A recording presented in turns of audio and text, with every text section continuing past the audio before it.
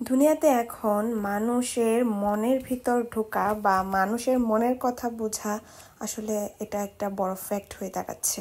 আশেপাশে যারা আছে আমাদের তারা অনেক সময় বোঝায় যে আমাদের কত ভালোবাসে, আমাদের কত ভালো চায় বা আমার জন্য তার কাছে কত সম্মান, আরও ব্লা ব্লা অনেক কিছুই। কিন্তু আমরা কিন্তু তার মনের ভিতর ঢুকে দেখতে পারি না অ্যাকচুয়ালি এটা সঠিক কি না, আর এটা জানা সম্ভব না। একজন মাকেও দেখবেন এক সন্তানের থেকে আরেক সন্তানকে অনেক বেশি ভালোবাসে। যদি এখানে 4-5টা সন্তান থাকে না, একজনের প্রতি তার আলাদা একটা টান থাকবে বাকি 4 জনের তুলনায়। এটা আমি দেখছি, যেই মাদের এরকম 4-5টা সন্তান এগুলা থাকবেই।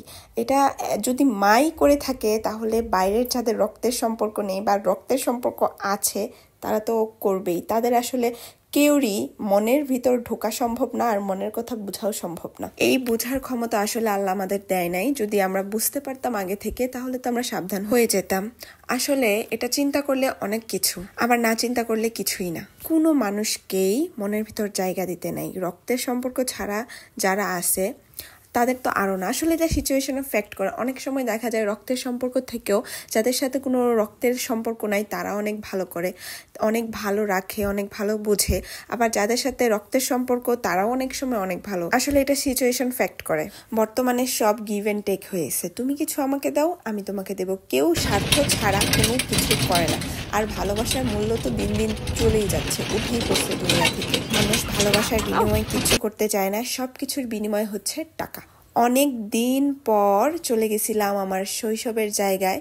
তো এখানে আমি একটা কাজে গেছিলাম। এখানে আমার দাদুর বাসাও আছে, আমার বাবাও এই জায়গায় মানে এই এলাকায় যেটা আছে ওইখানে বাসা করছে। আর এই যে শহীদ যে স্কুল, এটা আসলে অনেক আবেগের একটা জায়গা। আমি যেখানে গেছি, আমার স্কুলটা আরেকটু ভিতরে। আমি শহীদ যে স্কুলে পড়ি নাই, আমি পড়ছি জুটমিল স্কুলে।